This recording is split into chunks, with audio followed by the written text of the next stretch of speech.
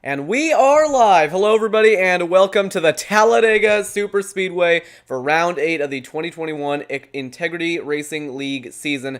Good evening everybody, I am Jonathan Oates and joining me today in the broadcast booth is Isaac Johnson. Isaac, how are you doing tonight? Good to be back. I've missed a few weeks, but I think I'll be right back. We're in my old swing of things this tonight because we got Talladega. Yeah, Talladega, personally as a broadcaster, it's one of my favorite tracks because there is always stuff going on somewhere around this track. I know personally racing here, even in the sim, incredibly stressful. There's always cars next to you. There's always something to be doing and keeping an eye out for. And I think that being able to manage all that is going to be one of the keys to the race tonight. Speaking of those keys to the race, Isaac, what do you think are going to be the keys to success here at the Talladega Superspeedway? Oh, number one's got to be surviving the big ones. The big ones are so frequent here on the sim on iRacing here at Talladega, so it's going to be mainly up to making sure you're avoiding these dangerous situations that so commonly pop up here at Talladega. And also pit strategy. These guys are really good drivers. I do not think they'll be wrecking that much. However, when it comes to not wrecking that much and going to green flag pit stops, that's kind of where wrecks start when mistakes go into pit road. Yeah, I was just about to say that as important as avoiding the big one is, if we go long enough to get those green flag pit stops, it is really, really difficult to get onto pit road safely, especially when you're in a pack of cars. We've seen it go wrong in real life. I've seen it go wrong on iRacing, although sometimes you can actually get a full cycle of green flag stops in, and we're hoping to see that tonight. We always love those clean races, but I think one of the things that's going to be crucial is getting the car slowed down when you're coming onto pit road, not running into anyone, not going in too deep. You don't want to get those speeding penalties, and not sliding the tires either. As much as tire wear is not crucial here at Talladega, it still matters a little bit, mostly when you're trying to make those big moves working your way through the field or trying to get onto pit road safely. So, making sure you're not locking up the tires, not going in too deep, not missing your box, it's hugely important to success under a green flag stops. And I think getting single file, that's important too. You can't come onto pit road too wide. You can't try and pit from the middle lane. We've seen that go wrong in real life. I've seen it go wrong on iRacing. It could certainly go wrong tonight. So getting single file, getting everyone calmed down right before you're coming into green flag stops is going to be hugely important. But back to your point about avoiding the big one, that is going to be really important. And avoiding crashes in general. When everyone's racing so close together with these restrictor plates that we have on the cars, it can be really easy to give a little bump draft the wrong way, give them a little bit of bumper hook and send them around, and that can just cause a massive accident. So being able to stay out of trouble and keeping your car clean to the end is going to be important to success, as well as those green flag pit stops. I think managing the draft is going to be pretty important as well. Not as hard as in these cars as it is in the Cup cars to get a run generated. You can kind of do it on your own in these Xfinity cars, but it's still going to be important to know when to lag back, when to go forward, and just where to put your car. A lot of it is going to be based on luck. There's going to be a little bit of strategy involved, but overall, I think we can safely say we're going to be in for a very entertaining race as a couple of drivers rolling off from pit road. Now we see the 4 of Nick Terrebuck take to that green cone at the end of pit road as warm-up is just concluding here from the Talladega Superspeedway. But before we get into the racing tonight, we got to give a shout-out to the sponsor of the league, Pro Powder and Paint. Is the proud series sponsor of the Integrity Racing League. Established in 2009, Pro Powder and Paint can take care of any and every painting and powder coating need. From restoring cars to powder coating fixtures and frames large and small, Pro Powder and Paint has dedicated professionals on hand to take care of all your needs. Feel free to call 804-368-8453 or go to www.propowderpaint.com and get a quote today. With that out of the way, we are ready for racing at Talladega. 75 laps ahead of these drivers. They are grinning up now. Isaac, looking at the field, any picks for tonight's race, or do you think it's going to be a little bit of a free-for-all? I think tonight's going to be a free-for-all. It's mainly going to be where you got friends and where to find them.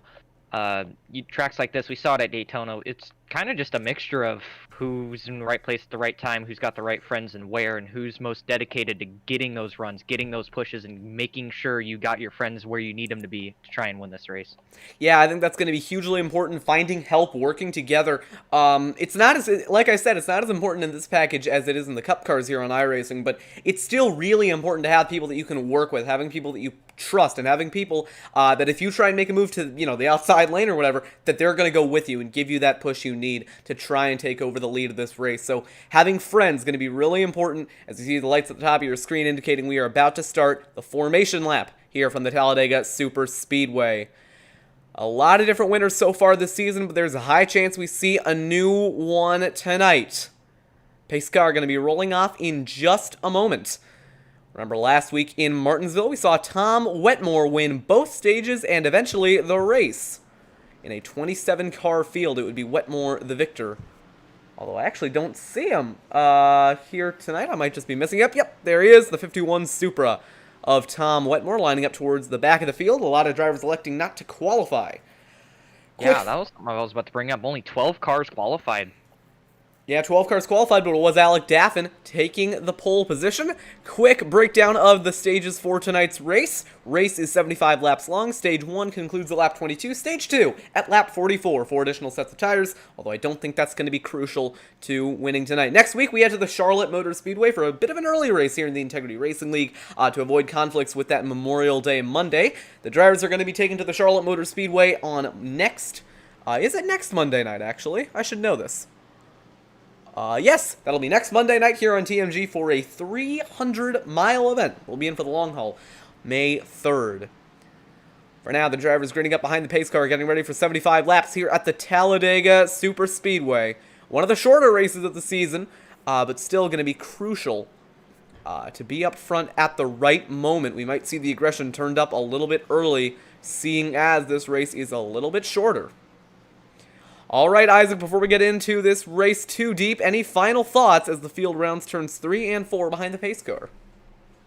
Once that green flag drops, it's a battle royale. It's a free-for-all. It's a war. You got to fight. It's a battle. You got to win. That's all. Yeah, a lot of this race, like you said, going to be about survival, going to be about getting through those green flag stops and getting to the end of the race. We might see these guys going single file early on, and that could be a good opportunity for someone to take control of this race. Pace car is off, field in the hands of the 48 of Alec Daffin. Once those lights at the top of your screen turn red, it'll be green, green, green from the Talladega Superspeedway. We're glad you're joining us tonight here on TMG 75 laps ahead of these drivers. We are... Couldn't tell if he was going or not, but through the trial will they come. We're racing from Talladega. Green flag is out. Man, that outside line was not developed at all. They were almost laying a car length back from the inside line, trying to see if they can get a jump. It doesn't look like it kind of worked. They only got 3 cars up together up top. Never mind, make that 2. Yeah, a lot of drivers going to dip down to the bottom early on. We see Jacob Fife up there up top with Lee Pierce. Help coming behind from that, I believe that's the 13 machine. Down the back straightaway, it is Alec Daffin taking control early on. 3 wide towards the back of the pack. Christopher Daniel trying to shoot the middle, 3 wide behind on the inside of Tarabuck. Back down to the bottom line, Daniel going to work his way into 9th, but none of that going to matter towards the end of the race. 3 wide behind as well. We see the 43 William Dunn caught in the middle of a 3 wide situation. That'll be back down to 2 wide. We'll see if Dunn works his way to the bottom. Is up front. Alec Daffin going to lead lap 1. Never mind. Here comes Cody Smith with a move to the high side. Gonna have Jacob Fife in tow, coming to the front straightaway this time by to start lap 2. Big run by Fife to the bumper of Cody Smith. Smith gonna lead lap 1 from Talladega.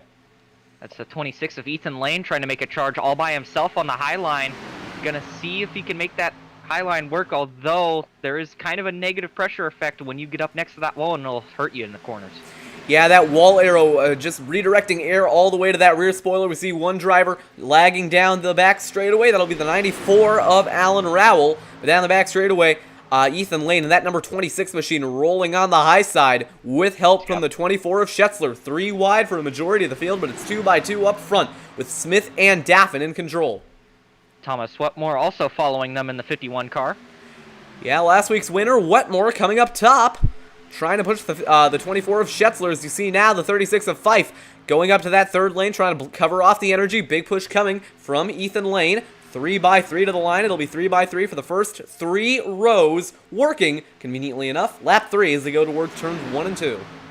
Jody Banfield also hopping up there, trying to push Wetmore, trying to get up to that top line and make it a 5-car charge on the high side. That actually might even work as they have more numbers than the bottom line. Yeah, that high line is moving. It'll be Jacob Fife up front. We'll see if Ethan Lane goes to the bottom and leaves him out to dry. We'll see if they try and train around the high side like we've seen all too much in real-life action. Now the 24 of Schetzler moves to the bottom. There's the every man for himself mentality going in. He wants to lead some laps. He jumps out of high line and to the bottom. Gonna see if he can lead a lap here. Yeah, he's going to try, but that high line has a big run coming off the corners. Ethan Lane linked up with Jacob Fife. Now in the middle, Cody Smith trying to get a run from Lee Pierce, trying to shoot the gap. But up front, it is going to be Jacob Fife leading lap 4. Fife now going to the middle, trying to cover off the run coming from Cody Smith. On the high side, here comes Ethan Lane. Big run coming from Tom Wetmore, hooked up to his back bumper. 3 deep throughout a majority of the field. We saw Christopher Daniel in the back moving up to the middle. Down the back straightaway, it'll be Ethan Lane taking control.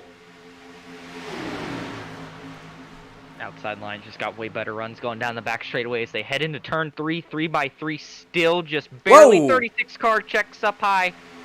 Yeah, almost a little bit of contact there between Wetmore and Fife. They kept it organized. Now off turn 4, we'll see if Lane can get the run at the high side to try and lead this lap. But Schetzler going by on the inside, trying to take control from the bottom. Through the trial, though, that bottom line is bumpy, so it gives a big benefit to that outside line. Schetzler still in control at the moment. I think Ethan Lane's going to nose him out at the line to lead lap 5. Now we're going to start seeing something we only saw, I think, at the VSCRA race in Daytona a few months ago. Guys running out of temps. You see Tom Wetmore pushing Ethan Lane so hard, so close for so long. It's only going to be a matter of time before he runs out of water temperature to work with. Yeah, I think we saw that with Cosmo Ionescu back in the VSCRA race. Like you mentioned, we saw him blowing up, caused a bit of a wreck. And we might see that again today if these drivers aren't too comfortable now. Or, sorry, these drivers are being a little bit too aggressive with those pushes. Now, this setup, they are using the iRacing fixed setup. Doesn't have a lot of tape on it, so it'll be harder to blow that car up. However, ooh, whoa! A squeeze to the outside wall. They're going to be 4 abreast. 4 wide. Yeah, that's... no help. Ooh, yikes, that's not going to work out. That's Jacob Fife falling back on that 3rd lane up, 4 wide as they go towards turn number 1.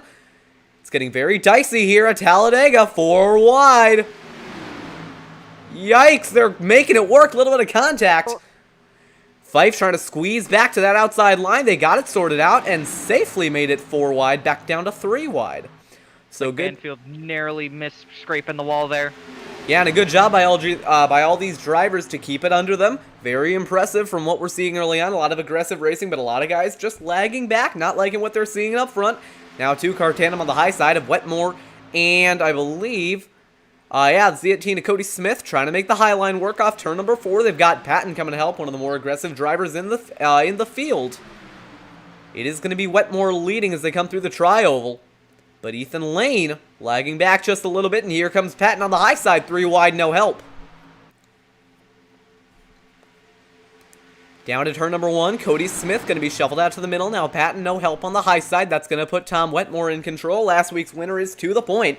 Keep in mind, Wetmore does have that win that locks him into the playoffs, so he can afford to be a little bit more aggressive here. Down the back straightaway for the 7th time tonight.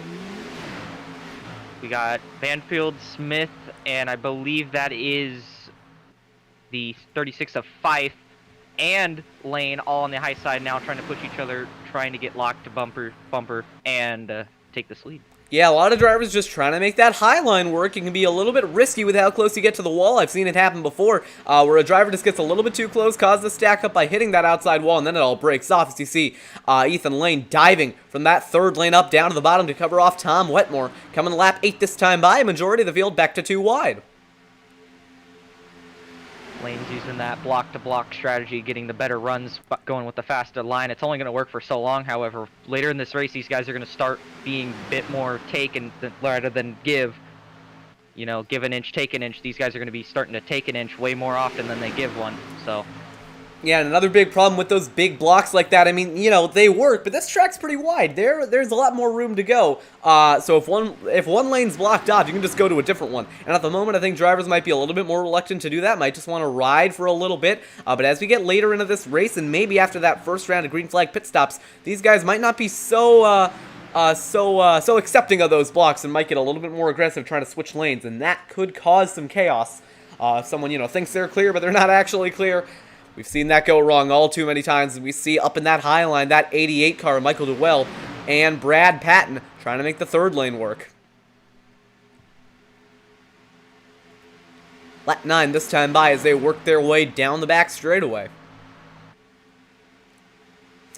Ooh, middle line's starting to get a bit disorganized. People are trying to figure out where outside line's going to get the advantage. Yeah, outside lines pulling going into turn number 3, 3 abreast for the race lead. We saw Wetmore there on the bottom line just come up a little bit, stalled out the middle for just a moment. That allowed the outside line to catch up. And take a look at this, big charge coming from that all black and red 36 Lane. of Jacob Fife. Lane blocking all the way to the wall.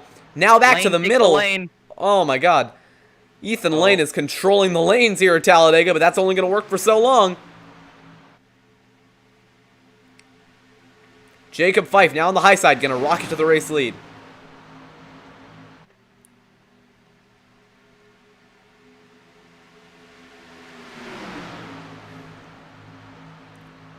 Down the back straightaway now, 10th time tonight. We've seen a lot of aggressive racing so far, but no crashing just yet.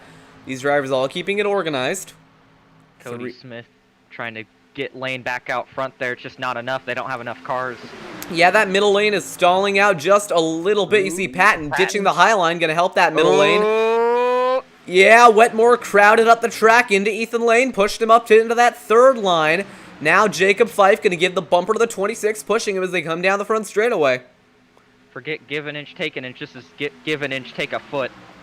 Yeah, it's getting a little dicey up here. Only on lap 11 of 75. Like I said, a pretty short race here, so a lot of these guys might be feeling the pressure to get up front early. We've seen a lot of aggressive blocks now. Lane for the first time tonight going to be leading that high line, but not from the race lead. Going to be mired back in traffic just a little bit.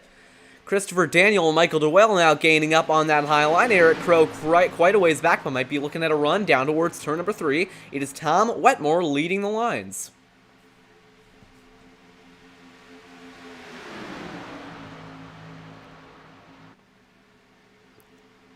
Outside line just completely disintegrated. Take a look at this. Cody Smith with the run off turn number 4. Going to have the run with Brad Patton. Patton and Lane linked up second and third now, pushing Smith to the lead. Who's going to be the first to make a move as we got a bit of a 3-car breakaway at the front of the field? How about James Hudson up into the top 5?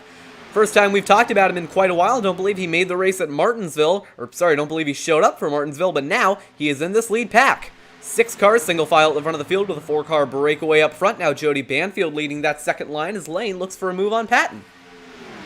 It's only lap 12 and these guys are racing like it's within 10 to go. This is a 75-lap race. Oh, and Banfield got shot up to the high line with a block from Lane. Tarabuck going to help. That's going to disorganize that middle line. It will allow Cody Smith now to keep the lead with Brad Patton. Well, Wetmore and Lane jump up to the top line. Patton goes up 1 row. Yeah, and there goes Patton up with Lane. Will Lane work with him? He's going to stay behind. To the line on lap 12, it'll be Ethan Lane and Brad Patton coming to the line. Patton going to lead that lap. Smith fighting back on the inside. 3 wide up top. Here comes that 98 of Jody Banfield. Banfield's liking that high line. We've seen him up there quite a bit. Here comes Nick Tarabuck trying to help down the front straightaway. 1 car single file at the front. Looking to be 2 single file at the front. Down the back for the 13th time tonight. Oh, and this is getting a little bit close. Ooh. I believe that Lane squoze the 51 down into the 36. It almost made a 4-wide situation that's going to disorganize the bottom line, and those 4 cars linked up. Never mind. Lane right to the middle, going to try and shoot the gap between Wetmore and Fife. And Cody Smith now on the inside pushing Wetmore. But in that middle line, it is Ethan Lane and Tom Wetmore going to the front. Sorry, that'll be Ethan Lane and Jacob Fife going to the front. As Fife now going to shoot the gap between Lane and Wetmore. Man, I was just about to say how every line Lane's been leading, it's been super controlled, super tight, and super aggressive. Now it just all broke apart. Yeah, for a while there, a lot of the different lines are getting organized. It's a little bit more spread out now. Down the back straightaway, that outside line going to get a run. And headed to turn 3.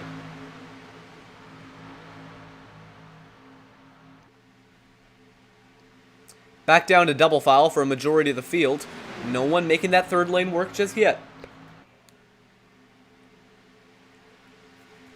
Off 4 and coming to the line, it is going to be Tom Wetmore looking to lead this lap. And a big run on the high side might force either Smith or Wetmore to go up there and cover it off. The run fizzled out before the tri-oval, so it is looking like Wetmore is going to lead this lap.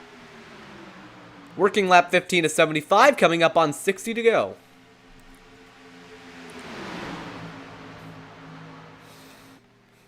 I mean, so far from the racing, we've been seeing some pretty aggressive moves, yet nothing too drastic or too crazy yet. Keyword being yet. Hopefully I didn't just jinx that, but... Yeah, I mean, you gotta consider it's still a little bit early, especially when the fuel window is around 40 laps here at Talladega.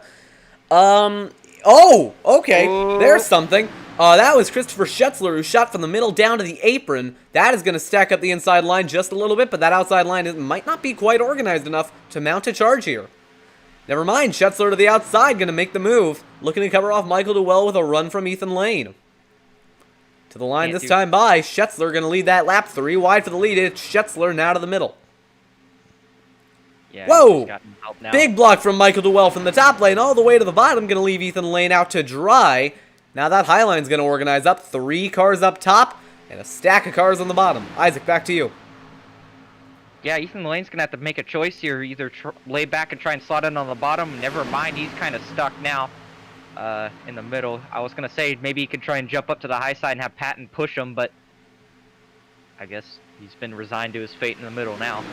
Yeah, now he's just in the middle pushing that 88 car, Michael Duell, 3x3 for the lead, about 4 rows deep. Coming to the line this time by, under 60 to go here from the Talladega Superspeedway. Green so far, by the way. Yeah. Pretty clean race, although it's been getting very aggressive up at the front. Pretty impressed as well. Nothing too stupid yet. Yeah, well, the key word still is yet. Desperation moves tend to come a little bit later in the race. Right now, though, still very aggressive for only being on lap 7. Oh, okay. That got a little bit yikesy in the middle line. That was almost a stupid one right there. Yeah, that got a little bit sketchy. I will say, from personal experience, when you're racing 3 wide like this early on, usually it comes from a place of not knowing what could go wrong. A lot of times people, they kind of start to test the waters, get a little bit more aggressive early, and before they know it, there's a couple of cars around in the outside wall. At least that's been my experience with it. Lane's push. Yeah, to the outside line now. Ethan Lane and Christopher Schetzler going to come to the line 3x3 for the race lead. But like I was saying, these drivers tend to be pretty aggressive early on, and once that first caution gets caused, they usually start to dial it back a little bit, at least until the end of the race, and that is when we see more stuff breaking loose. Still Jacob Fife and Wetmore at the front of the field. We've seen them up front quite a bit.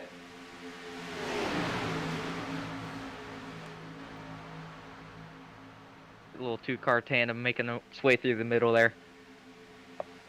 Yeah, that's going to be, I believe, the 88 of Michael Duell. And Christopher Schetzler ditches the top line, leaves Ethan Lane out to dry, although he is going to have Banfield coming to help. To the line this time by Michael Duell with a run on the outside line through the tri-oval, might lead this lap. Coming with a push from Hudson, it will be Duell at the line, that 88 car at the front at Talladega. Working lap 19 of 75. Blinking out on the high line is that 07 of Eric Crow. Might be a little bit of a point of interest if that continues on late in the race. At the moment, though, not much of an issue. He's not in the thick of things up at the front. A big push coming on the outside line with Duell and Hudson. Coming to lap 20. Still green so far.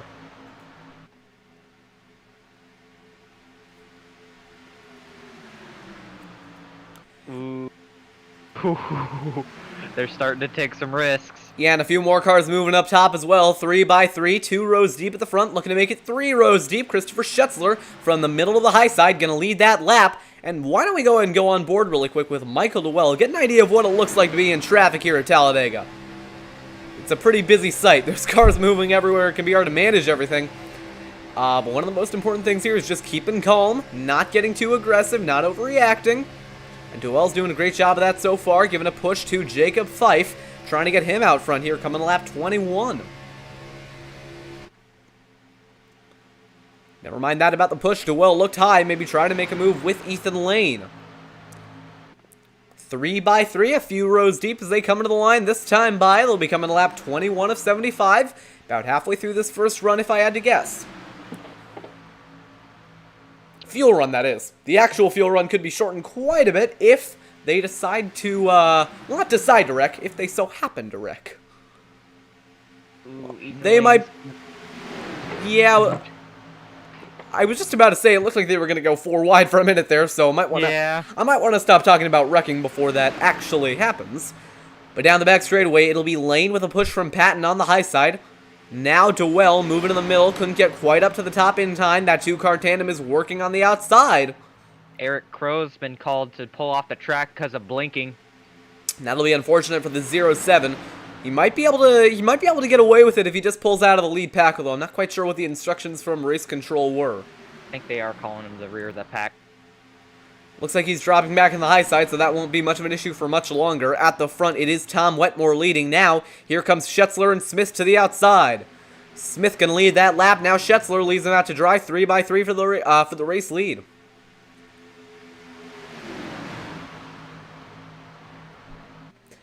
Now you see Schetzler left out to dry on the high side. No help up there. So it'll be the bottom two lines working strong here. Lap 22 underway. One car dropping out of line. That's the 53 car of James Hudson.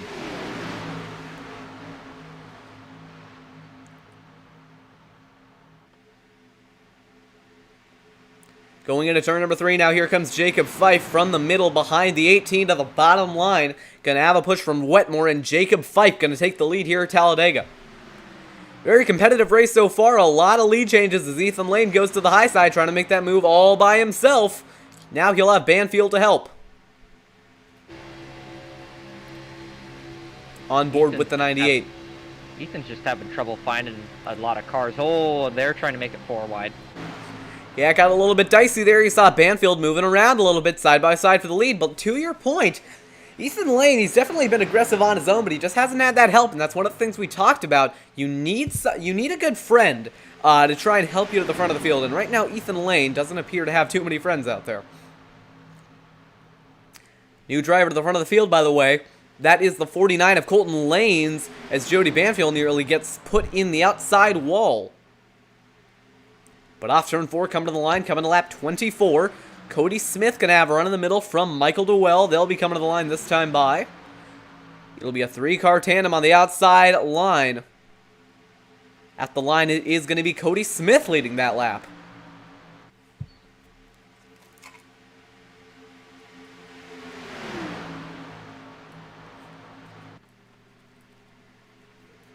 If you notice that ticker on the left-hand side of your screen, it is moving around quite a bit, and that is no accident. It has been a very, very competitive race out there, with a lot of drivers looking around for moves, jockeying for positions. At the front of the field, it's Patton over Smith with that third lane, coming on the high side with a big head of steam. To the race lead goes Brad Patton. Look who's following him, Ethan Lane. He might have a lasting partner for once in his career this race. Yeah, Lane and Patton have been working together quite a bit this race, but now Lane going to go to the outside line. Not much working together there. He is going to have Christopher Schetzler to help, but might just not enough help on that outside line. As we are now a third of the way through this race, seems like the laps are just flying by at the moment.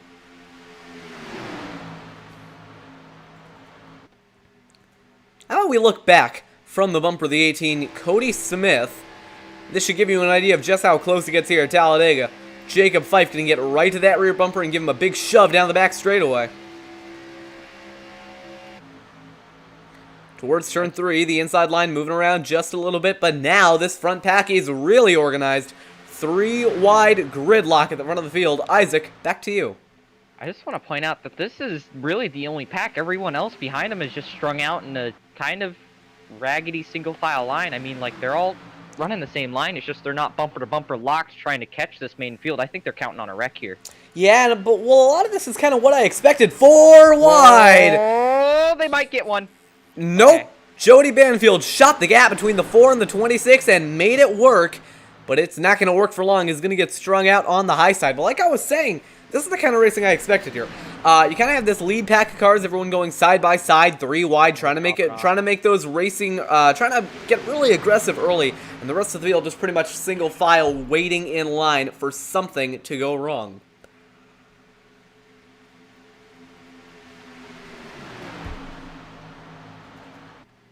Now Jacob Fife at the front of the field leading that inside line. Everyone else kind of fanning out for the most part. It is single file around the bottom, but now everyone's spreading out a little bit more. As we get 2, 3 wide down the front straightaway, although everyone's getting a little bit more spread out at the moment. Coming to lap 27.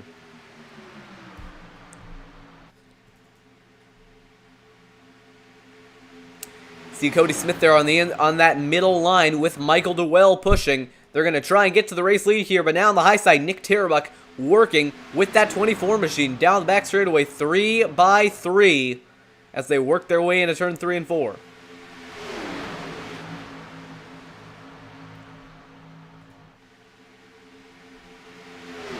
Bit of a flyby the field there as they rush by the Sunoco banners and head to the high banks of turns 3 and 4. Off turn 4, coming to the start-finish line, it looks to be Jacob Fife leading that lap. Or leading this lap, I should say. Start-finish line a little bit further down in the tri-oval than it is at Daytona. Could play into the finish here, but at the moment, it just has to do with getting a run off the tri-oval as Nick Tarbuck can lead his first lap of the night on the high side. Inching closer to that halfway point and inching closer to green flag pit stops. Isaac, any opportunity for strategy here at a track like Talladega where we're pretty much just flat out?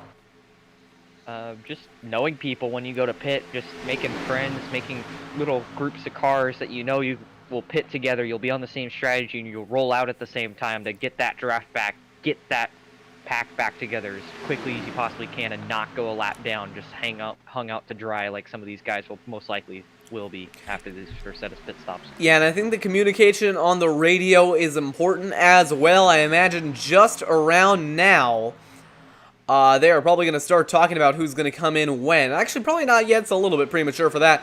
But in a little bit, they're probably going to start that chatter. I think the racing has calmed down a little bit, so they might be realizing that they're going to have to come into stop soon. Just going to take a look at the Discord server for this race, and a lot of the drivers are in about 2 different Discord channels, so there's a lot of people who can be in communications here, and it'll make it a little bit easier to organize those pit stops. Oh!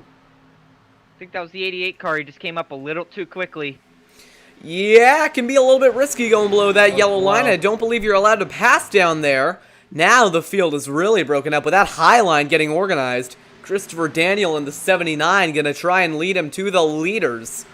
But like I was saying, in addition to talking about when you're going to come into pit road, it can also be useful to talk about braking points, when you're going to start slowing the car down. That can be useful to kind of get an idea of where you should position yourself. If you know that you can go deeper into the pit road than someone else, it might be useful to be a little bit more over to the left-hand side so you don't run into people when you brake a little bit later.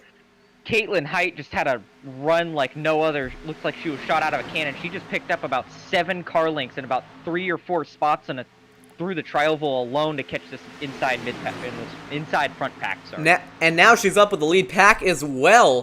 For a while, I mean, I haven't really talked about her all race. She's been, for the most part, in that single file pack towards the back, not wanting to get involved. None of the chaos up front, but now she is working her way solidly inside of that lead pack, about probably the first car in that lead pack as they go 3 wide just in front of her, with the 4 car of Nick Tarbuck stuck in the middle. William Dunn gonna lead his first laps of the season, I do believe, at the line, working lap 31 of 75, but now to the high side goes Cody Smith. The racing has not calmed down at all. We have seen a lot of aggressive moves, and it is still pretty early here at Talladega, even though we are getting closer to that halfway point. No cautions for 31 laps. Leads me to believe we might be able to go caution-free, although we did see something similar to this at Daytona. Oh, yikes! We got trouble on the back straightaway. That might bring out our first caution of the night. I saw one car getting shot down to the inside line. It was Alan Rowell, but they all got it organized. No yellow flag. We'll take a look at a replay. And you're going to see it here down the back straightaway, headed to turns 3 and 4. Watch it on the blimp cam. That blue car of Alan Rowell ducks out of line on the inside. And yeah, I think he was trying to get back on the inside as that 12 car was trying to get to the bottom. They made contact, and Rowell gets shot to the inside. Luckily, kept it under him, kept it out of the grass, and was able to get back onto the racetrack with only a little bit of right side damage. So we'll go back live. And this front of the field starting to spread out just a little bit with William Dunn in control. We did talk about Caitlin Height a little bit ago. She has worked her way into the top 5. Second car on the outside line. Going to try and push Tarbuck to the race lead here off turn number 4, with still William Dunn in the race lead.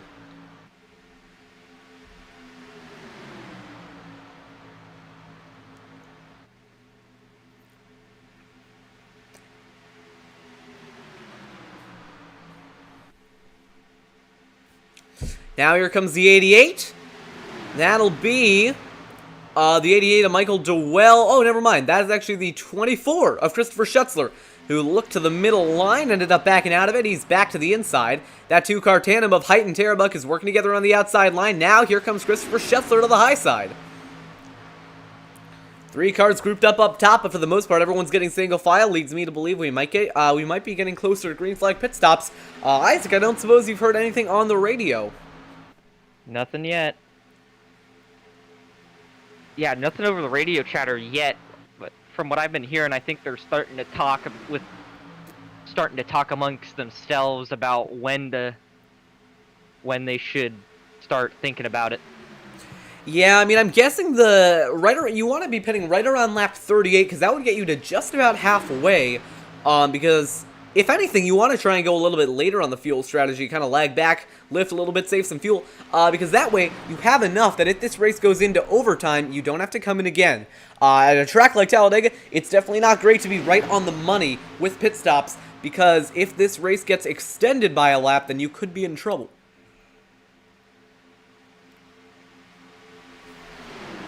So I'm guessing we're going to see guys trying to stretch it to around lap 40, which would give them around 5 extra laps on track. Ethan Lane sends it 3 wide. Oh, yep, Ethan Lane, one of the more aggressive drivers in the field, 3 wide between Daffin and Height. He's going to shoot the gap and try and work his way up into that top 5. I will say, though, when you are coming into pits, it might not be an advantage to be in the lead, because if you come down the pit road as the race leader and you brake a little bit earlier than that second car is anticipating, you could end up with a rear bumper full of that second place driver's front bumper, and that's definitely not good. However, being the last car in line coming out of pit road isn't good either, because if you end up braking a little bit earlier than everyone else... Doing it again. Yeah, he's really trying to make those aggressive moves, trying to work his way back to the front. He might have stayed back just to save fuel, and now he is working his way back to the front. Now the front pack's getting a lot more cars back in it again. Yeah, and they're also getting single file to the bottom, which, like I said, makes... Oh! Almost correct. What you got, Isaac? What happened? That was I believe that was the 79 car of Christopher Daniel. He was just kind of slow on the middle, and the 49 car, I guess, had a huge run and almost clipped him, but they kept on rolling just fine. No contact was made. Could have been a little bit dangerous, but that situation was avoided. Everyone's starting to get single file to the bottom, which makes me think, like I said, that we could be seeing pit stops here. And by the way, I just need to confirm this, but yes, Caitlin Height is running an Aston Martin F1 livery. So that's pretty neat. Alright. Back to your race leaders of William Dunn. He's been out front for the last few laps. Now, like I said, I do think everyone is going to start to calm down now as they start negotiating pit stops. I have a feeling, yeah, I have a feeling we're going to see it around lap 38, a little bit closer to lap 40, so they have those overtime laps covered. You don't want to come up short if this race goes along. Coming up next lap will be the halfway point, and in fact, as they go down the back straightaway this time by, that will be the exact halfway point. It also makes me wonder, by the way, that since these drivers are kind of forming these 2 lanes here, well, I say that Ethan Lane's trying to make the high line work, but since these guys are kind of forming these 2 distinct lanes, it makes me wonder if that's going to represent the 2 different pitting groups that we're seeing. So that inside line probably going to pit first, and then maybe some drivers are going to come down from the middle, because you definitely don't want the field pitting all at once.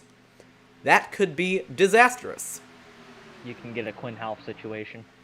Yeah, especially if someone tries to pit from the middle lane. Now, even if everyone gets single file, when you have that many cars bunched up, all braking at a relatively similar spot, coming into the pit road, one driver brakes too late, and that could just cause chaos with everyone wrecking into each other.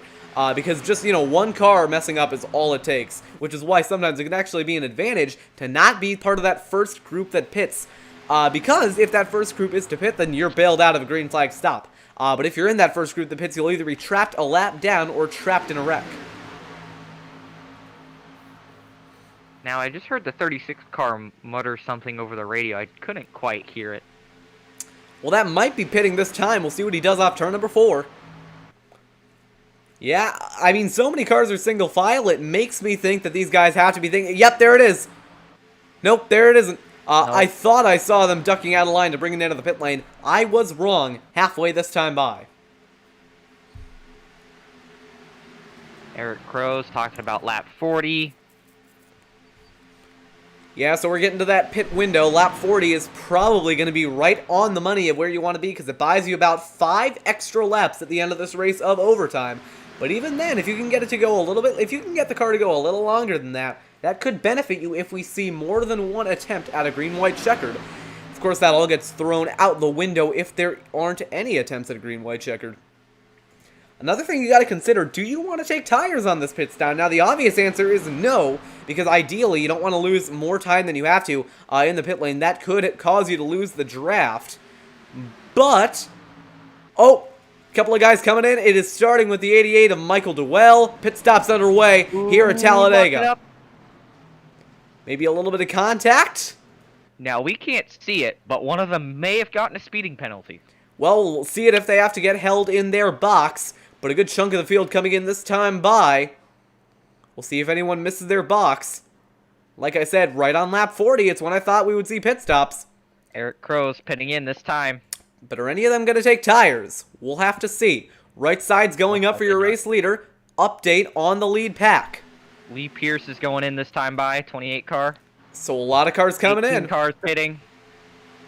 That's Cody Smith, James Hickson. All right, here we go. William Dunn. Yeah, that's a lot of cars. That's a lot of cars coming in. Lead pack's coming in to the pit road. Now, who stayed out? Oh, trouble! William Dunn nearly lost it on pit road. That might be an unsafe pit exit penalty coming the way of the 43 car. But he kept it under him and kept it going. So the 43 going to be the first one to come into his box. Isn't going to miss it. Doesn't lock up. Missing your pit box is pretty easy here when you got to slow down from about 50 miles an hour. Update on your race leader, Brad Fulham. He is probably going to come in this time by with that 5-car pack. 6-car pack. Oh, guess I can't. Cars pitting this time by. Oh, that could be a trouble. That could be problems though, because they are 3 wide in that second slot in the pack. But here they come down the pit lane. 98 cars pitting this time. Colton Lane's going to lead the field down to pit road. Caitlin Height in second. Yep. No issues for that group. Going to be the cleanest entry onto pit road I've probably seen all day. So good entrance for these drivers, led by Brad Fulham. Caitlin Height second onto pit road in that 00 Cognizant Toyota Supra. Now these drivers are sitting pretty if we do have an overtime yellow. There might be trouble, by the way, for William Dunn, because we saw him come in last time by, and he was still in the pit lane, but that might just be the time of pit stops. And just as I suspected, it's going to be, oh, never mind, 4 tires for the 00 of Caitlin Height. Not going to be too much time lost considering the time it takes to get a full tank of fuel. So a lot of the field coming out now, and a lot of the field spread out, but I believe this right here is going to be your lead pack. Still led by that 36 of Jacob Fife. Never mind, actually. The 2-car of Victor Avila Felix is your race leader, but he is off the pace on the apron. We'll see if he can keep up once this lead pack comes around. If they can keep up, then that'll be a big benefit to Caitlin Height, Colton Lanes, and Felix. But it also might get a little bit sketchy, because this pack might have to go 4 wide to dodge. Yep, like I said, they might have to go 4 wide to dodge the slow cars. But they all kept it going. Colton Lane's going to be in control of the field. Not for long, though. In that middle line, that 18 car of Cody Smith, charging with a run from the 53. New leader, Cody Smith. Now we're back in the same place where we started. Yeah, so we pretty much got a full cycle of pit stops done, but I think we might have lost a few from the draft. Right now, Banfield and Heichman are in a 2-car tandem, and Brad Fulham going to be the first car to lose the draft. Lee Pierce and Brad Patton are linked up, so a lot of 2-car tandems throughout the field. James Hickson out of the draft. Eric Crow with a tandem. And we might have trouble. Victor Avila Felix back into the pit road. He might have gotten a penalty because he is going to be a lap down. Further back from this main pack, we got Wetmore and Lane tandeming, trying to catch this tail end of this pack. Looks like they have achieved that. Yeah, I think they're going to be caught up here, because when you have a lead pack this big, you tend to get a lot of drivers checking up and slowing down. But the first 43 laps here from Talladega have all gone caution-free. We are coming up on lap 44, on pace to get this race done in under 2 hours. And you got, further back, you got Banfield, and I believe that is the 06 car of Heischman. They have also caught the pack, too. And here comes the 36 now. Or sorry, no, that's actually going to be the 78. I haven't talked about him all day. But Todd Thomas going to take the lead here at Talladega. Good for him. Well, not for long, because he is dropping back, so a little bit less good for him. Bottom checking up hard. Yeah, that inside line getting a little bit slow there as Todd Thomas had to shift from the top side down to the bottom. A little bit of a scramble as they go into turns 3 and 4 as Cody Smith is going to inherit the lead. Now a 2-car tandem between him and Dewell. That high line looking less organized than the bottom, but really no line is looking particularly organized. Down the front straightaway this time by, it's Dewell with a run. Here comes the 51 of Wetmore. Keep your eyes on that 26 car. Ethan Lane's looking for something here. He's got Wetmore following him. 4 wide down the front straightaway here at Talladega. That'll be for the second spot. No one has much of a run there. They're going to back it down to 3 wide into turns 1 and 2. Wetmore bails out of that high line. He's going to push the mid line here, see if he can get something done. Yeah, but now that bottom line is pulling away. Everyone behind stalling themselves out. But now here comes Todd Thomas with another charge at the lead. James Hudson coming to push.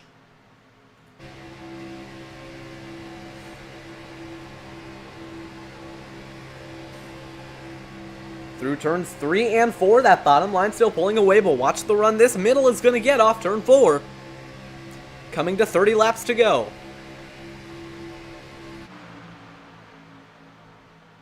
The field has been thinned out a little bit through these green flag pit stops, but it should give these guys a little bit more room to move around and make those moves for the lead.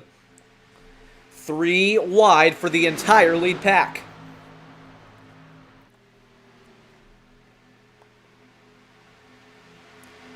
Still 3 wide. That leader, though, going to get clear to the top. We'll see if that high side has a run with Christopher Schetzler. Down the back straightaway, still Cody Smith in control. Gonna have some lap cars in the way. I saw Christopher Daniels there off in the distance. But like I said, this race has been flying by so far. Already made it to lap 46. Isaac, sorry I interrupted you there. Yeah, I was just about to agree with you. These guys have done a really good job at keeping their noses clean, not causing any big ones, not being overly, extremely, excessively aggressive. Yeah, and we haven't really seen that many moments either. You know, for the most part, everyone's been pretty organized, been single file, or not single file, but everyone's been pretty tame with the moves that they were making. I mean, we've seen some aggressive moves, but they were all done in a pretty smart way. Probably doesn't hurt that we have a relatively small field here. I believe only 30-something cars. So that definitely helped. Things. But we haven't really seen any big moments that could have been wrecks, other than maybe 1 or 2. We might here because we got a lapper coming up. That's true. They're calling lappers to the bottom. That'll allow the rest of the field to crowd up to those upper lines. Coming up already on 25 to go in a couple of laps. And now everyone going single file, they might have to start navigating a field of lap cars. And by the way, a little bit of heartbreak here for William Dunn from the race lead, now going to be lapped by these race leaders. And how about Caitlin Height working her way up in a second? She was mired back towards the middle of the lead pack, but now she might have a shot at the lead here. Alec Daffin getting out of line to the bottom, but no help is coming. That high line is going to get organized. Ooh, people are already trying to get off the high line, trying to jump down. Caitlin Height's one of the ones who drops down, although she does not have the help as the middle line. Jeez, look at that run. Look at that run by Michael Dewell. Went from the bottom to the middle, shooting the gap between Height and Smith. Now. Whoa. Massive bump draft out of the 24. Michael Dewell shot out of a cannon into the race lead at Talladega. Schetzler going to the middle. Height is getting pushed towards the back. Single file up towards the middle line, and here comes Banfield rallying the troops and leading that top line. Pushing him, Jacob Fife not giving up an inch here.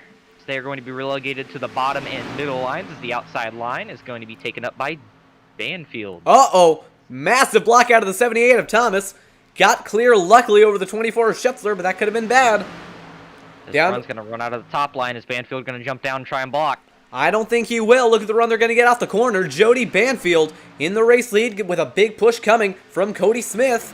But that inside line is pulling as well. 3 by 3 for around second on back there side by side for the lead. Banfield not going to lead that lap. It's going to be Todd Thomas. Oh, man, look at them all swerve going into going into one, sorry. You could see them all get really tight with how close they are running. Oh, contact! They're wrecking to the back. Couple of cars around, going to bring out our first yellow of the night. Up and over nearly goes the 53 of Hudson. Caution is out. That was... And as they came to 25 to go, that racing could not last long. It started with Hudson getting turned around, and it was on from there as the wreck migrated down to the inside wall. We'll take a look at a replay. Cody just jumped down a lane, and the 79 car had a better run than he thought.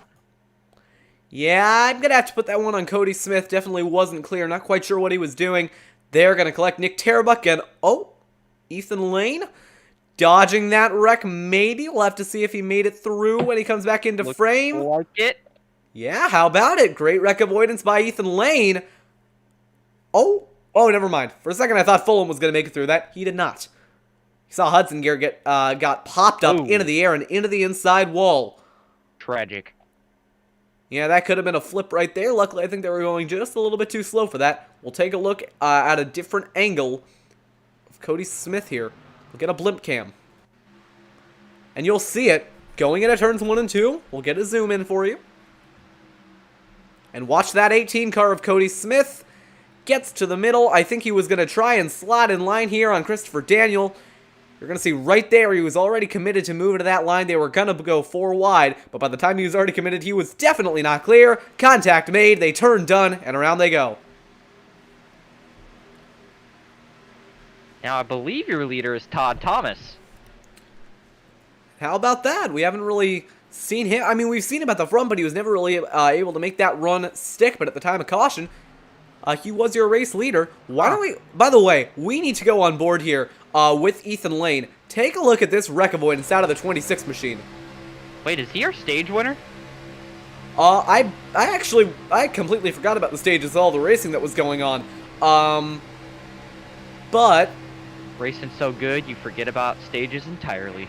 You know what, Isaac, if you want to take a look at a replay, and wow, barely dodged that. If you want to take a look at a replay and take a look at who won the stages, which ended on lap 22 and 44, that would be much appreciated, because as we get closer to these Integrity Racing League playoffs, that could be important. Winner of stage 2 was the 18 car, Cody Smith, and then what lap was the other one on, 22? 22 and 44.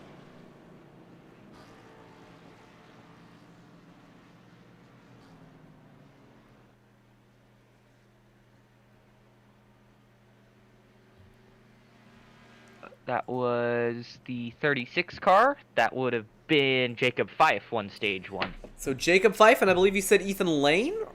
No, Smith. Cody Smith. So Jacob Fife and Cody Smith, your stage winners tonight. And how about an update on strategy? One of the things that this caution is going to do is it's going to bail out the drivers who came in from a green-white checkered finish. Except for the fact that Caitlin Height, Alec Daffin, and Kent Wetherill are all staying out, so they're probably banking on a run to the finish where the race ends within regulation and does not go into overtime. Now, I can't guarantee that's going to happen, but judging by the quality of racing we've seen so far, I think it's very likely, unless we start going caution to caution from here, although that could give them the opportunity to save enough fuel to survive a green-white checkered attempt. Now, they have enough for about 5 laps of overtime. Beyond that, I'm not sure. But I'm pretty sure that they're going to make it to the end, and that is going to give Caitlin Height a decent amount of track position, which could help her hold off the field and go for the win here. We're going to have under 23 to go as we come to the restart.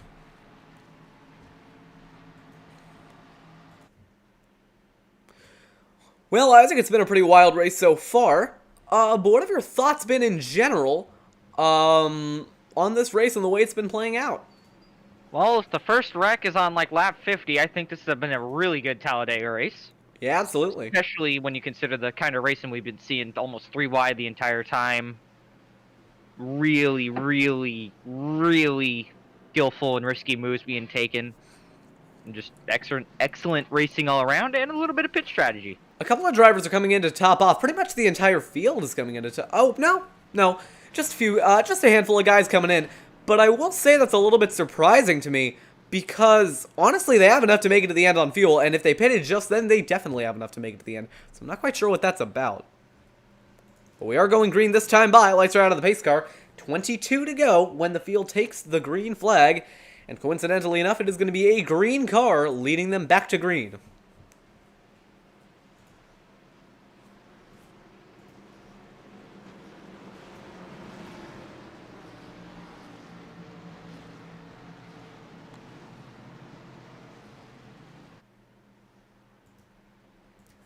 Well, Isaac, I've seen a lot of plate races here on iRacing, but you can never quite tell how things are going to go.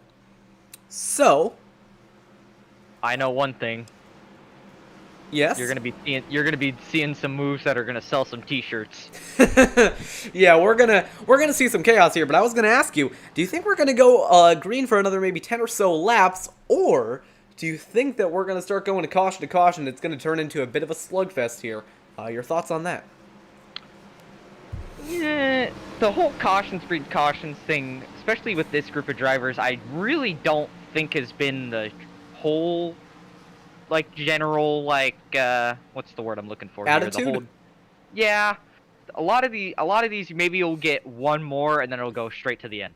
That's maximum one more wreck, but honestly, I believe these guys can run it out to the end. I mean, I'd love to see that. I think that if we went one caution the entire Talladega race, that would be very impressive. I'd love to see some green racing to the end here. I'm sure these drivers would like it too, because let's be honest, I don't think there are a lot of people that enjoy running around under caution. I've had my fair share of experience. Isaac, you would know this. I've had my fair share of experiences riding around under caution for over half the race at a track that I enjoy racing, so definitely not something that's fun to do. So I may or may not have been spotting, crew chiefing, or participating in that race with you. Yeah, you've experienced it before too. So definitely not fun to ride around under yellow. It's a lot more fun to get out there and race. FTF. Hey, we can't say that. Well, what do you mean? I didn't say You know what? anything. No. Credit to them. They've got it cleaned up with the rec score system. Yep.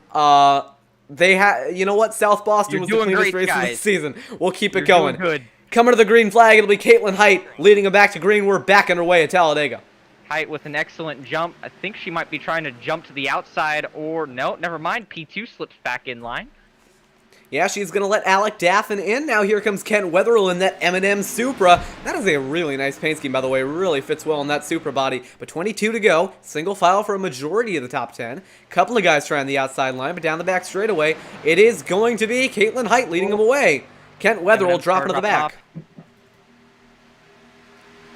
Doesn't entirely surprise me that a couple of drivers are just trying to find their way to the back of the field. You might want to play it safe if you're thinking that we're going to see a lot of cautions coming out from now to the end.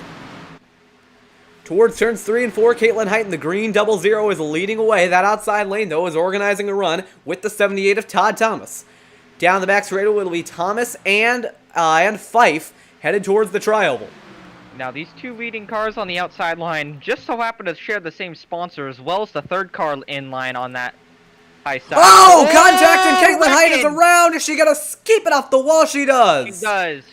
And an excellent save out of the driver, the 00. Going to keep it going, keep it green. We're going to take a look at a replay, but that was an excellent save out of Caitlin Height. Just look who has been missing most of this race and now marching up here, as I was saying, with the same sponsors, the front two cars. I'd assume with a great deal of confidence that they are working together. That is Brad Patton, one of the more aggressive drivers in this league. So we'll get a look at a replay really quick. Just a little bit of contact with Duell trying to make a lane change. Height slides down to the inside, but saves it off the inside wall and keeps that machine clean and, you know, quite literally green. We'll go ahead and skip back live up to your race leaders. It is Todd Thomas leading that inside line with Jacob Fife in tow. You know, it's just not any green. It's British Racing Green. It is British Racing Green. One of the best greens out there. I'm very glad they didn't try and, like, awkwardly, you know, scram... Yeah, what's the word I'm looking for? I'm very glad that they didn't try and, you know, like, shove some pink in that real-life livery. I mean, they got it in a very good way, but they could have done that very poorly. Yeah, a very nice stripe of pink. All right, Alright. back to the Look at racing. it. They're going to turn number 3 with Todd Thomas and Jacob Fife, your race leaders, coming to under 20 to go, 3 wide in the back. Lee Pierce getting put 3 wide in the middle, and now here comes Michael Dewell with a big push from Brad Patton on the high line. Here comes Jacob Fife, stage 1 winner, going to the top of the racetrack. Oh, one into the wall.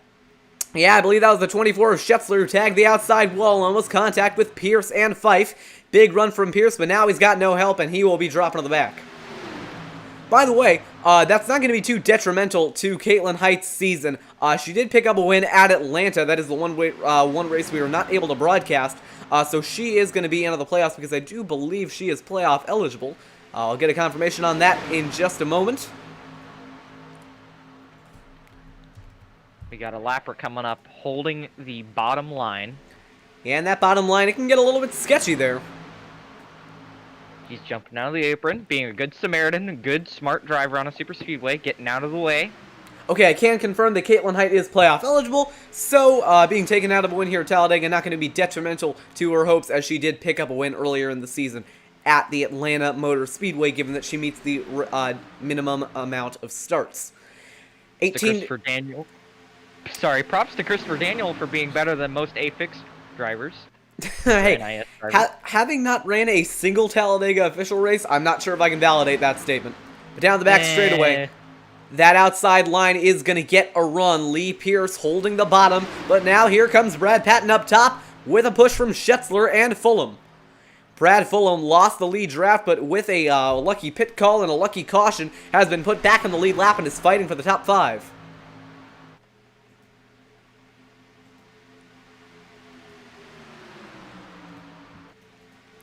Headed towards the tri-oval this time by, inching up on 15 laps to go. It is getting down to crunch time here from the Talladega Superspeedway. And if you're one of these drivers in a position to go a lap down soon, then you are hoping for a caution to come out. The only one I can think of is Caitlin Hyde, who lost the draft after being sent to the inside. However, she is not in too much jeopardy of losing that lap. That was the 18 car they just lapped. Yeah, he had a lot of front end damage, didn't even have a front bumper, so he is pretty much out of contention. Down the back straightaway, Lee Pierce is leading that inside line, although I should say, I have seen drivers go from losing a front bumper to getting a top 5, so it's definitely not out of the question, although given that he is pretty much, he's pretty much lapped down, I think, at this point. I don't think he is going to be able to make it back up into that lead pack. He can lead the modified pack. Yeah. 16 to go with the line. Ooh, we're 3 wide. 3 wide in the back, that's going to be Fulham in the middle. Going to get shuffled back quite quickly unless that middle line comes down to pick him up. Side by side for the lead, might turn into 3 wide if Patton doesn't get lucky here, trying to side draft the 78 of Todd Thomas, but now he is going to be stuck in the middle. There is a side draft model on these cars. There's actually a side draft model on every car on iRacing. It's just not very strong, and a big move up top by Todd Thomas, trying to take that momentum away from the high side and use it to get himself the lead. Whoa. Now that's going to... Whoa! Patton, hang on to it. We're good. That got a little dicey in the middle. Lee Pierce still holding out of the bottom line. Here comes Schetzler up top. Fulham just apologized. That might have been a bad bump there. Yeah, that might have been. But keep in mind, a win at Talladega is a ticket to the playoffs, given that you meet the minimum starts. And for drivers that haven't been particularly competitive outside of this race, it could definitely be a free ride into championship contention if they play their cards right both now and later in the season. 15 to go.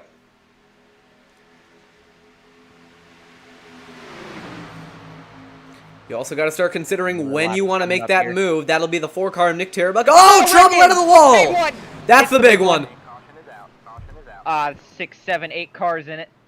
And that is the one that we were waiting to see all race. A massive crash taking out a lot of competitive cars. Jody Banfield involved. Kent Wetherill involved. Tom Wetmore looks like he might have just scraped through. That might have taken out Brad Patton as well. I think he was one of the cars getting turned into the inside wall. And if you're Caitlin Height, that is going to be a massive, I'm not sure what the word is here. Blessing, I guess. Because she was out of the lead draft, not going to be in contention for the win, and that crash just bailed her out. And we are going to see another restart. But first, we'll take a look at a replay. Looks like it was just a bad bump from Thomas. Seen that before. Here is the TMG blimp Yeah. cam.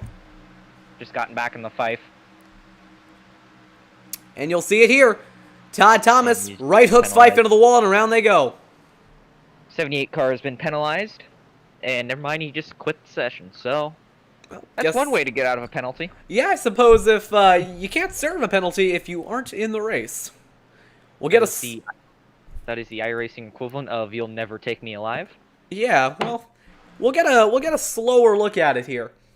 You see Todd Thomas gets turned around in that 78 machine. He's going to come down and collect Alec Daffin.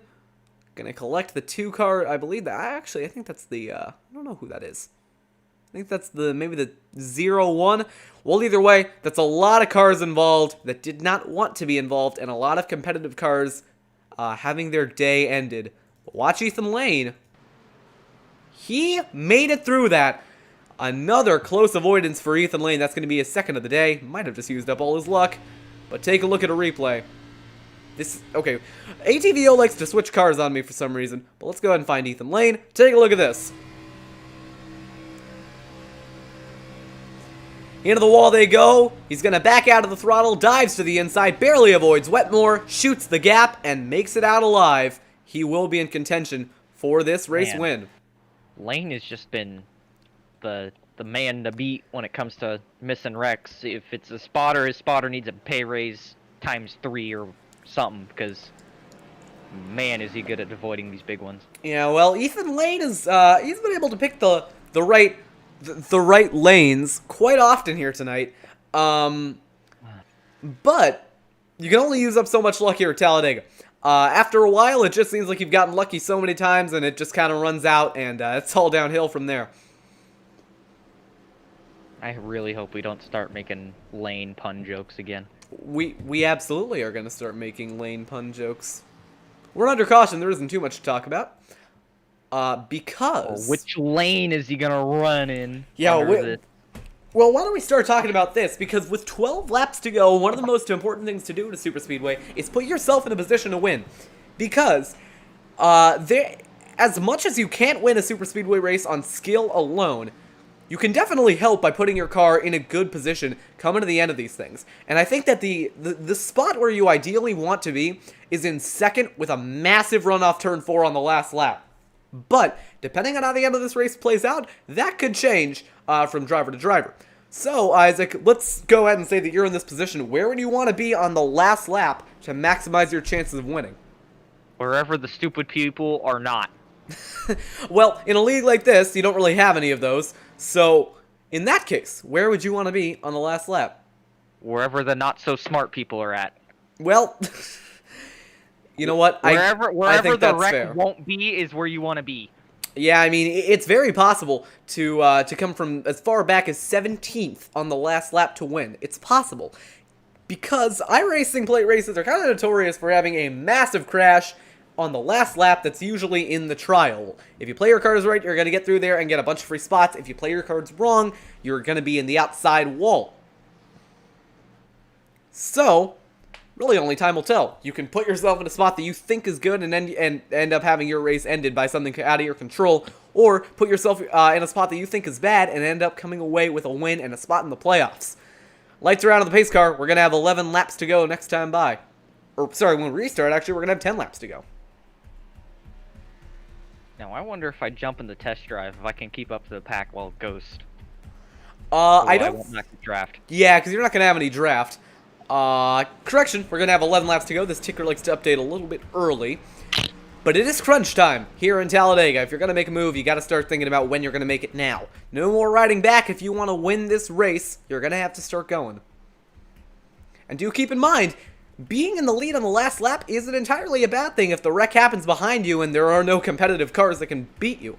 It's very possible for there to be one car sailing to the finish line out in front of everybody because no one else has the speed to beat them. More often than not, though, the leader at the white flag is not the leader at the checkered flag.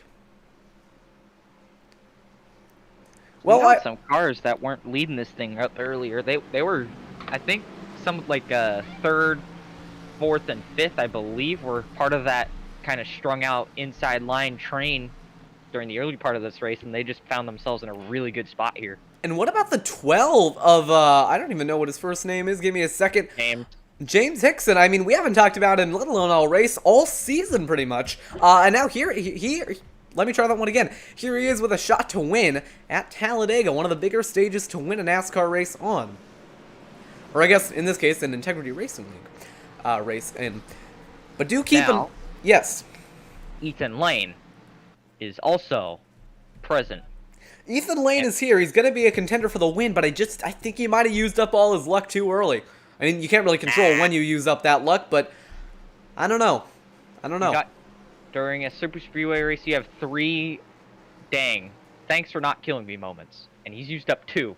He's got 1 left, and if he uses it in the right spot, he may just not die. Well, it's definitely possible. Coming to the green flag this time by 11 laps to go from Talladega. Only 2 cautions so far. We might see more. We might keep it green to the end. You're going to see the red lights flash at the top of your screen. That indicates it's go time. Green flag. Green. And a lot of separation between the top 2 and row 2. Take a look at that 12 car of James Hickson. Going to have a big run here once they get to the back straightaway. Car on the wall, front straightaway. That's Alec Daffin. I think that was... No caution. We're going to stay green. He is out of trouble, out of harm's way. Whoa! Whoa, Four wide. This is, yep, there they go. Trouble in the back straightaway. A few cars around on the inside. Only 3 cars collected. Caution is out again. Remember what I said about you have 3 oh dang I almost died moments? I think Lane just used up his 3rd one. Yeah, well, I think that might be the end of it for Ethan Lane, but we're under caution again. Lane used his 3rd not die card. Yeah, that might be it for Lane, but we're under caution again from Talladega. Let's take a look at a replay. Well, that might be a little bit too soon. Here we go. So you're going to see that 52 car, that bright red machine. I mean, already there was a huge scramble. I mean, we can go ahead and slow it down, but you're going to see... Yeah, we had a wreck before we even hit turn 1, didn't we? Yeah, Wetmore tried to shoot the gap between Fulham and Eric Crow. I mean, Fulham was just not giving him enough room. Lane is shoving that 51 car into a space where he really did not belong, and he's going to end up hooking the 52 right into the 12 car and collects Eric Crow. It's almost like netcode. It's honestly hard not to put that one. Air. Right. It is a little hard not to put that one on Ethan Lane, considering he was kind of shoving the 51, but I guess we can take another look at it and see if there was some arrow loose involved in that, as we're gonna call it. We'll go from the chase. We'll go from the chase cam, otherwise known as the netcode. I mean, arrow loose cam. Yeah, this was race control just ruled this as an atmospheric disturbance. Well, I think we all know what that's code for. I mean, Lane, props to Lane. He was giving Wetmore a massive shove, and it's hard to tell, because I think there would have been contact regardless, but there's always a chance that there wouldn't have been, so it's hard to put that one on Tom Wetmore. But in the end, what happened, and it did turn the 52 around. Luckily, not too many cars sustained much damage in that, so we're going to keep most of our competitive cars going here. See, iRacing was just simulating the bad weather around Talladega. Yeah. Without wet weather, they just made the air unstable. That is exactly what happened there, and no faults of the sim were ever revealed. Yeah, I'm pretty sure that was it. We'll rule that one as arrow loose. Yeah, it's the new arrow package, which they don't have on the Xfinity car. Few drivers coming in to serve repairs. I'm guessing fuel is not really going to be a benefit at this stage in the race, because all of these drivers have enough to make it to the end, and a little bit more if this race goes past regulation. I believe Pierce is still leading. Oh, what? He just had a left rear go down. That's what it was. Kind of like Matt Kenseth had a right front go down at Martinsville. We all remember that. He had his track bar mounts just snapped off, you know? Yeah. Just a mechanical failure, that's all. He had loose lug nuts from his green flag pit stop. Yeah, years ago. Yeah, that must have been it. Well, we're going to go back green with, I believe, 7 laps to go. So it is, if it wasn't crunch time before, it's definitely crunch time now. Only 7 to go. Not a lot of time to set up your move, so you might have to go now. Yeah, within 10 to go, it's kind of just arbitrarily just go time. It's universally accepted that once you've hit 10 to go, you kind of just accept whatever happens, and you just send it. Yeah, that's the thing about these super speedway races, which make them both fun and equally infuriating. At a certain point, your result in the race is completely out of your hands. You can try your best to get a good finish, but if Talladega decides you're not getting a good finish, bad news. You're not getting a good finish. Or Jim Bob Joe on the outside line, who decided 5 laps beforehand that he didn't care anymore and was just going to try and win it and fill the field. Well, luckily I don't think we have any Jim Bob Joes in this field, although I have seen it happen before where some driver on the outside decides, yes, I'm clear, and turns down on that driver on the inside and wrecks about 10 cars. I don't know if you know what I'm talking about. But... man. Huh? Them 3 namers, man.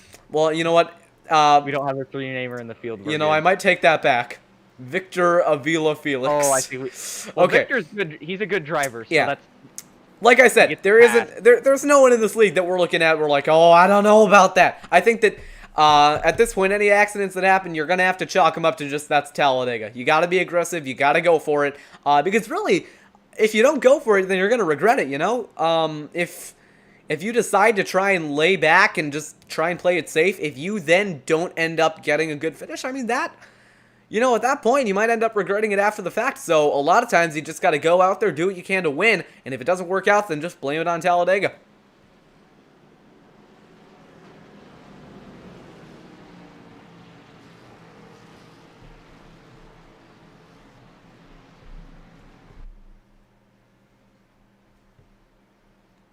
All right. 7 laps to go when we get back green. It'll be the 28-car Lee Pierce who has led a good portion of this last half of the race. However, the drivers have not had a great shot at getting by him. Because for the most part, we've been under caution for a lot of it. Well, we also have Ethan Lane in 4th. So... we know how aggressive he can be.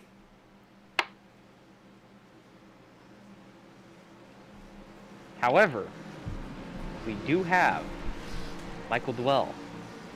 Dwell, we've seen him up front quite a bit. I mean, we've seen a lot of these drivers up front towards the end of this race, even the beginning of this race, making a lot of aggressive moves. Really, the main wild cards in here are going to be Brad Fulham and Renato Postigo. And keep in mind, I believe it was Postigo who finished 2nd at the Daytona Road Course event earlier this season. So we know he's a very good driver. I was going to say that outside line's going to be fun to watch because I'm pretty sure both of them have killed a person at one point or another during this race.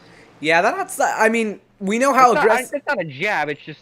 Yeah, I mean, Ethan Lane and Michael Dwell, both very aggressive drivers. I mean, really, I'm mostly keeping an eye out for the guys that we know have been really aggressive early on and are willing to go out there and make some stuff happen. And those 2 happen to be the ones that fit the description. And they're linked up now as well. All right, here we go. Also, Pace car is off. We're going to go back green this time by. When the lights flash red at the top of your screen, it is go time. Stand by, stand by, stand by. Rolling, stand by. Waiting. Green, green, green. And a good jump by the outside line. It'll be Michael Dwell holding pace with the 28 of Lee Pierce, but he's got help. Never mind. Oh, Lane ditched him. Went from the middle lane to the bottom lane and is going to give a big shove to Lee Pierce at the front of the field. 7 laps remaining from Talladega. Ooh, is Dwell going to try and... Nope, not going to try and grab that spot. He's going to lay back and sit behind the 69 car. That's pretty nice of him. And a 4-car breakaway at the front of the field. Now it's going to be a 5-car breakaway as that 88 gets back in line. It'll be a tandem race to the line. 7 to go. Gonna catch him. Oh, they're going to catch him, absolutely. Look at that outside line, though. We got Renato Postigo and Brad Fulham linked up. And here they come off turn 4. For the time being, it's looking like a 2011-2012 Talladega race. But how long will it last? That second pack is charging. I believe that is the 70 car that's blinking. Kent. Yeah, that'll be the 70 of Kent Wetherill. One of the nicest paint schemes in the field as he's going to get put 3 wide going into turn number 1. Now that second pack has fully caught that lead pack, but it's still Lee Pierce in control on the bottom. Gotta give a little bit more space than that. Yikes, that got close off turn 2. Not sure what's going on with all the pinching here. I believe that's 6 to go this time. Yeah, 6 laps to go, coming around to 5. It's getting a little bit pinchy throughout the field. Caitlin Height now up to that outside line. 3 wide. 3 wide, and here comes the 70. Oh, trouble! He saved it! Hold on to it. Yeah. What a save by Lee Pierce to get back in line. He'll keep it going 4 wide through the tri-oval. Back to 3, they kept it straight. Oh, that killed Patton. Oh, okay, hold on. Jacob Fife, big run at that 3rd out of 4th line. This is getting dicey. Everyone's going for everything. Everyone's racing for themselves. Jody Banfield without a front clip is inside the top 10. We got one in the wall. Gotta run. And Height's got to run to the lead on the outside. Here comes Height down the back. Straightaway contact. They're going to be 3 back to 2 wide. Oh, wreck it. Trouble. And around goes, I believe that's the 49 car. I don't think that'll bring out a caution. Yeah, we're staying green. 2 cars, and it was both off the racing line. Not a dangerous situation. We stay green. Ooh, Patton got choked. Caitlin Height with a push coming from Christopher Schutzler. Lap 72. She's going to lead this lap, and here comes Banfield up top. With a big block coming to Colton Lanes. We also got a lapper. Slow car going to be in the way. Oh no. Oh no. Here we go. Oh, trouble into the wall. Oh, big wreck. Big crash. Turns 1 and 2. Never mind, just 2 involved. Caitlin Height, the leader at the time of caution, and our 4th caution flag of the day is out. Christopher Schutzler turned into the wall. His day is done. What the heck? Oh, Wetmore just got into the back of him, and there he went. For a second, I was worried that we might have had another arrow interference. No. Well, Wetmore's claiming he didn't touch him. Well, we'll be the judge of that. Oh no. Wetmore's saying he was like a half a car back. I don't know, man. Did we have another well, there's one way to find this out to the netcode cam. Oh no. Oh, what? Because the way the car snapped and it looked natural, so I'm kind of inclined to think it was netcode. Well, let's see. Wetmore looks to the outside. Oh, no. Yeah, that's not netcode. That's No, that's chalk it up, another murder. Yeah, Tom Wetmore has not been having a good day after a win in Martinsville. I think that's Fife he got into there. Yeah, that was Jacob Fife that he plowed into, but man, what a hard hit by Christopher Schutzler. And had to go down the track and take Fife out with him. Oops. But yeah, just take a look at this. Christopher Schutzler. That was from a racing incident by Race Control. Yeah, I mean, I can understand it. I think it was just being aggressive with not that many laps to go. By the way, we're on lap 73. But you're going to see overtime. Just a little bit of contact to the left rear end of the wall. Ow. Man, what a lick. Ow. More cars didn't get involved. Me too, honestly. That could have been very dangerous. Getting flung into the air kind of was the saving grace. They kind of Bubba Wallaced it and was able to sneak through with minimal damage. Yeah, take a look at Christopher Schutzler right here. Backed off. Gets hooked. And bonk. Ooh, yeah. And then just has to... This is my favorite part of the wreck. He goes down the track and just keeps hitting Fife into the inside wall. But yeah, Schutzler going to be out of the race. Christopher is not happy with that. I can't imagine he would be. He is not happy with the ruling, to be specific. Well, I don't know. On one hand, I do agree with the ruling, because I think they were just being aggressive with not that many laps to go. So as much as I think that... go at Talladega, come on, you gotta... Yeah, I mean, I'm going to put the majority of the blame there on Wetmore, but when it's kind of hard to put blame on anyone when you know everyone's just racing aggressively for the win. But having been in many positions like Schutzler has been, before, it's not a good feeling to get taken out and have it be deemed a racing deal. Hey, I found my sunglasses. Congratulations. Now I can wear my sunglasses while I broadcast. You might need them because things are about to heat up. I mean, I don't think it's going to get too much brighter. We need a lot of heat for that to happen, but, No, we're going to see a lot of sparks and fire, though. I sure hope not. Hypothetically. Well, iRacing doesn't simulate fire, so sparks it is. We'll Photoshop it in later. We'll get it in the post-race pictures. Alright, so we're going into overtime. Gonna have 2 to go. It'll be a green, white, checkered. Let's take a look, because I never remember this. How many overtime attempts they have? It's 1 of 3. Yeah, they got 3. So 3 attempts. I don't know if they have their 3rd attempt as a point of no return, or if they might end the race under yellow, but I'm really hoping we don't need 3 attempts. I don't think we're going to use all 3. And I swear if I just did the commentator's curse. Yeah, I'm hoping that we can keep it at 1. Because if not, we might even run into some fuel issues. Nah.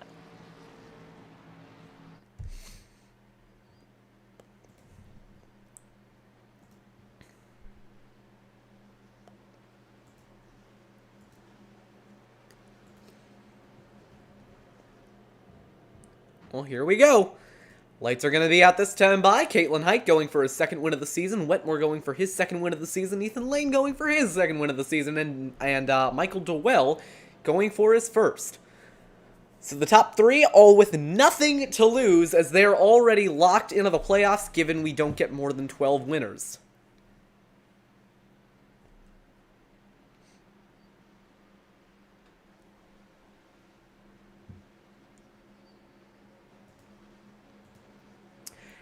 For those of you that have stuck around for the stream, we appreciate you all tuning in.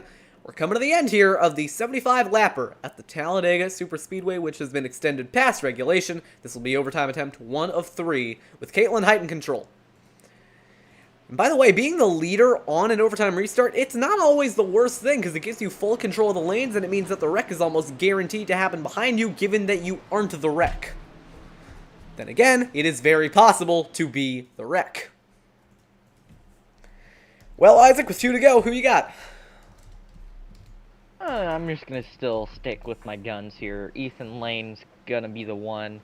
Brad Patton, however, is still in this contention if, you know, they all wreck, but I think he's my backup pick. He's my reserve pick. I think Brad Patton, aggressive enough to get it done. Ethan Lane, fast enough to get it done. But I'm going to go with a bit of an underdog pick here. I think that Caitlin Height is going to come away with her 2nd win of the season. Or Michael Dowell. I think it's going to be between those 2. And if I got it completely right, it'll be a photo finish. Now, here's the problem with that pick. They're both on the front row. That's true. The front row... Actually, no. Dowell is... Hey, Dowell's on the 2nd row. Give me a chance here. Okay, well... to be fair, 2nd, 3rd, and 4th have all killed somebody today. Well, that's also a good point. But you know what? We'll have to see how this race finishes, because I think only time will tell.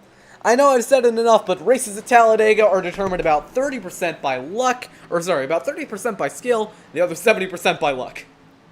3 of the cars in the top 5 have murdered somebody, and 2 of the cars in the top 5 have been murdered.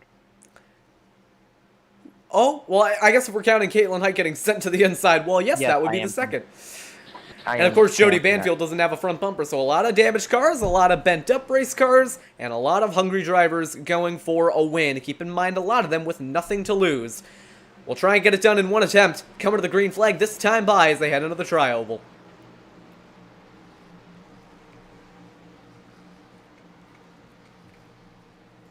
We got him racked straight and steady. That 00 machine going to take off from the lead. Green flag. She's going early.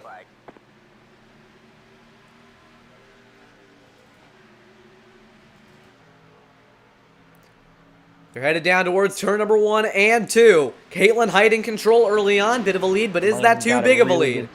Yeah, I was about to say that might be too big of a lead. Take a look at this. Dowell and Wetmore tandeming on the high side. Is Caitlin going to block? Patton's calling for a pusher. Further back, keep your eye on them. Not sure if Patton's going to have one. The 98 car can stick very well. Banfield's able to keep pace with these guys. We'll take a look at this on that high line. That 2-car tandem of Wetmore and Dowell going to the race lead. But Height's going to have the shorter distance around on the inside. Coming up on the white flag. Outside line's trying to wreck. They're all good. Patton, not the square, is pushed to the back bumper of the 00. There's a bit of a breakaway up in the front. The only clean cars in the field. Coming to the white flag. Patton's going high. Did he make his move too early, though? We know how many times a race at Oh, yikes! But we know how many times a... Yeah, it's going to be a race back to the line.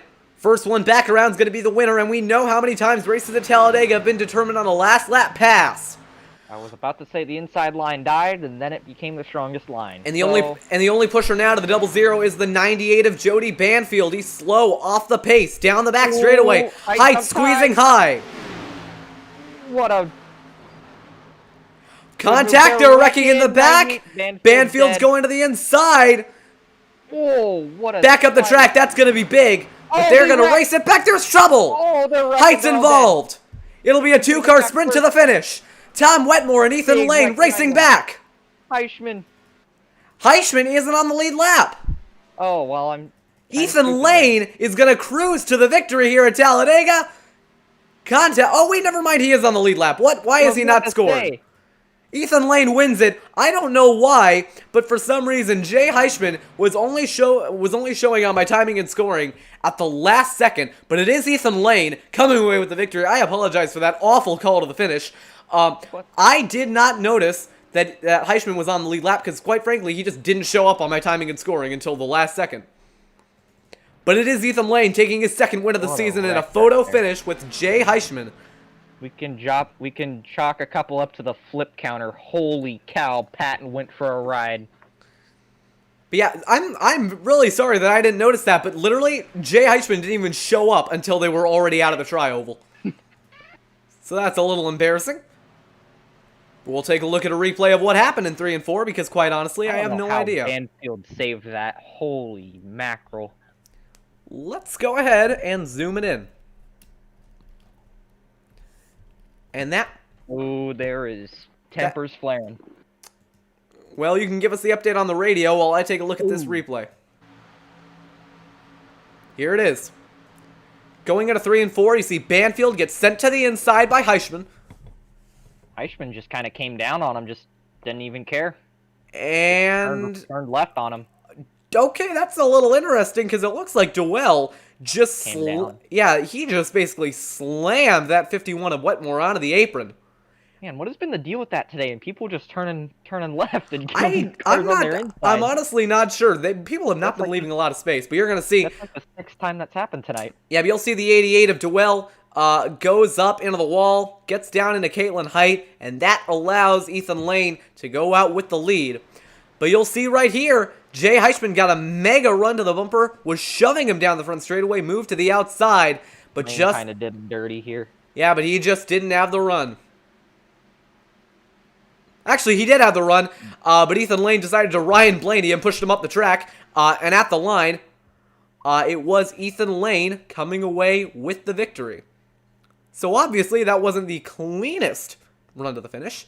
But at the same time, that is just kind of what happens at Talladega. And at the same time, I was right. I called Ethan to win. You did. He was a good pick. He restarted, I believe, in up inside the top 5. Came away with the victory. One more look at the finish. And Jonathan, what happened to your front row picks? Yeah, they... tell me what happened to them? Well, Michael Dwell happened to them. They kind of exploded. But there's the finish. Ethan Lane takes victory here in Talladega for his 2nd win of the season. We'll pull him up into the booth in just a second to get his thoughts on the events. You see the unofficial results on the left-hand side of your screen. Let's go ahead and pull Ethan Lane up into the booth. And we'll get a replay of his burnout, too. After I pull him up. Ethan, it's Jonathan Oates up in the TMG broadcast booth. You got us? I got you. Well, it was a pretty wild finish there, but in the end, you were able to hold off Heischman. Coming off turn 4, it looked like he might have had a run on you. What were you thinking there as you saw the wreck happening behind? Walk and win. That's what these races are about. Playoff points. And just, yeah. Yeah, I mean, we saw a lot of the chaos that was happening there on the last lap. Did you really have a strategy going into that green-white checkered, or were you just hoping to keep it flat out and trying to survive? Well, me and Tom were gonna hook up to the finish. Then I guess something happened in turn 3, and he got hooked or whatever, and then it was all chaos from there. And then at that point, it was just win. Well, I mean, you definitely had a pretty good strategy because it did end up with you in victory lane. One more thing to talk to you about. I mean, we saw there coming down the tri-oval, it looked like Heischman had the run. He kind of pushed him up into the wall there. What were your thoughts when you were making that move? I mean, I unhooked the wheel a little bit. I didn't fully keep it pinned left. I mean, I definitely straightened the wheel out a little bit, but if anyone had situational awareness, they would have seen that and just moved up the track instead of holding their line like that. They would have still got the side draft. He probably still would have won if he did that, but he decided to keep her pin on the door, and yeah. Well, it was a pretty smart move to win. Didn't have to turn right on him, just unwound the steering wheel a little bit. You were able to come away with a victory. Anyone you'd like to thank? Tom for pushing me up there to get the lead, and we tried to get a 1-2 there. We had a plan, but just didn't work quite out. And Don for putting on these races every week or whenever we do race. It's fun. Ready to go to Talladega. Ready to go on to a real racetrack next week. All right, well, that's an interesting take from the race winner, but hey, enjoy your win. Congrats on your second win of the season. That'll help you as you go into the playoffs, and we're going to go ahead and send you back. Well, that was a bit of an interesting interview from Ethan Lane. I mean, hey. Opened up the wheel. Okay. he opened up the wheel and won at the fake racetrack, so interesting. You know what? Hey, it gives us some personality and gives us stuff to talk about, so thank you, Ethan Lane, for the interview. Next up, let's pull up Jay Heichman, who got close at the end, but wasn't able to get the job done.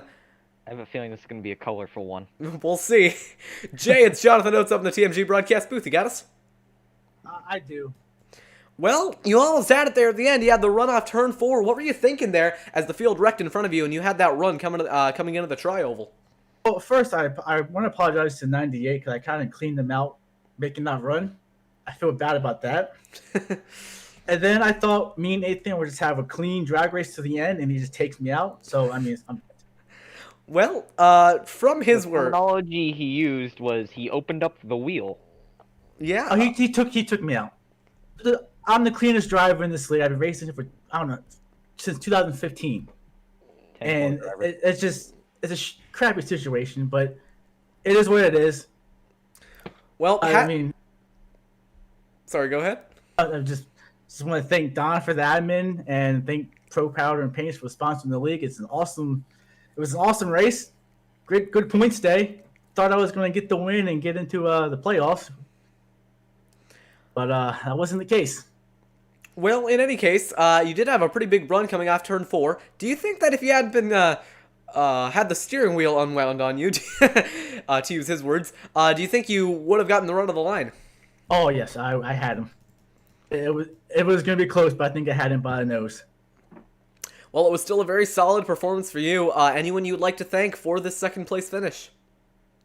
Just thank Pro Powder and Paints for coming on board, sponsoring the league. I want to thank Don for doing the admin. I know he likes to race, and he's stuck in the race control booth. And thank you guys for doing the broadcast.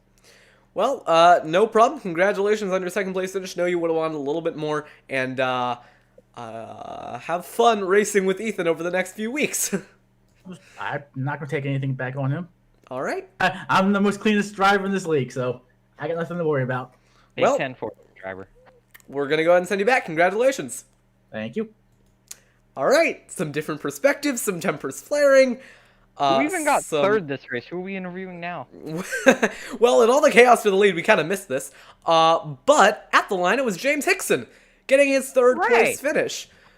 Out of pretty much nowhere. But yeah, some different perspectives there on the on that last lap incident. Some steering wheel unwinding, some tempers, and some yeah. I'm not really sure what to make of that. We will update you all on Twitter if there's any fallout from this race, any penalties. But for now, yeah, let's go ahead and interview. I don't think he's in the Discord, so I guess we're not. Wait. Hold on. Let me make sure I got the number right. Number 12, James Hickson. Hey, Ethan.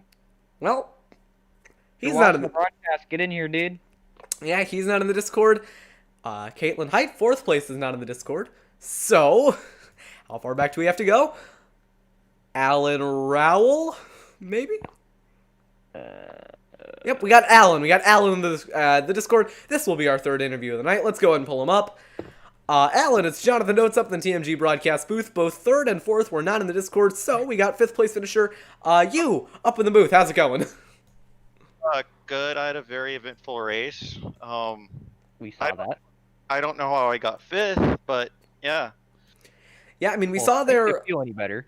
We didn't even know who got 3rd until about 10 seconds ago. So. I mean, it was a very chaotic race to the line, but you were able to come home in fifth. You were the highest driver who was not in the top 2 in the Discord, so why don't we talk about that last lap there, because it got pretty chaotic. What were you thinking there going down the back straightaway and headed into turn 3?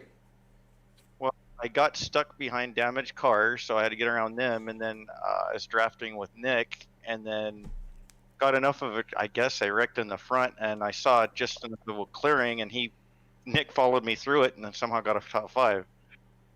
The cars were stopped good enough where I could just see. Yeah, I mean, like you said, you didn't really expect a top 5 throughout the entire race. We didn't really see you up front for a majority of it, but you had a pretty wild race. To be honest, we're not quite sure what else to ask you. So, anything you'd like to add, or anyone you'd like to thank for your 5th place finish? Oh yeah, first of all, I killed William Dunn, which the cars that you were seeing running around was a guy that used to race with us, and he thought the internet caused interference with his brake pedals. So I guess I had flashes of him because I started going around when I wasn't the lucky dog, and I killed Dunn. So another caution came out, got the lucky dog, and I just ended up 5th, I guess. But yeah, the guys at Power Porter, PPP. Yes, exactly them. Sorry. Them and just the league. It's just a fun Monday. So, but yeah, I usually don't get top 5s. Well, congratulations on your top 5. We're gonna go ahead and send you back, but yeah, congratulations. Sure. Thanks for broadcasting. No problem. We really enjoyed this race, and we hope you did too. Oh yeah, I'm sure you guys wondered why there's some of the stuff that happened with me, but hey, entertainment. To be honest, we did not realize that William Dunn had been wrecked under caution, so we had missed that. We were probably looking at a replay. But thank you for bringing it to our attention, and we're gonna go ahead and send you back. All right. Well, a pretty interesting post-race segment here. We had a fight between the top 2. Ethan Lane calling this a fake racetrack after winning. I don't know. It's been a weird day here on TMG, but we're glad you could join us tonight. I saw Heischman and Lane in the same VC, and now Heischman isn't in there. Oh no. I'm not sure if that's going to lead in anything. You heard from Jay Heischman. He's the cleanest driver in the league, and he's not going to do anything about it. So we'll see if that carries over. Speaking of carrying over, next week the Integrity Racing League drivers head to the Charlotte Motor Speedway and you're going to have to bear with me for this one. I believe it is 200 laps at the Charlotte Motor Speedway. Now, that race will be made a little bit, because that's a very long race. Very long time to be in a virtual race car. However, Charlotte is one of the tracks that got the new grip updates to make it a little bit more multi-groove. They recently adjusted it, so the track was not as highline dominant. So, we should get some good multi-groove racing out of that. Maybe some slide jobs going on. Should give us some good racing throughout the night. So we hope you can join us then, Monday, May 3rd. It doesn't quite coincide with the real Xfinity race at Charlotte, but that is simply to avoid conflict with Memorial Day weekend. Thank you all for joining us tonight. We're going to go ahead and sign off. This has been Isaac Johnson. I don't know why I went with you first and not me. I'm Jonathan Oates. That's Isaac Johnson. Yeah, this has been Isaac Johnson and Jonathan Oates. We're signing out, but we will see you all next Monday for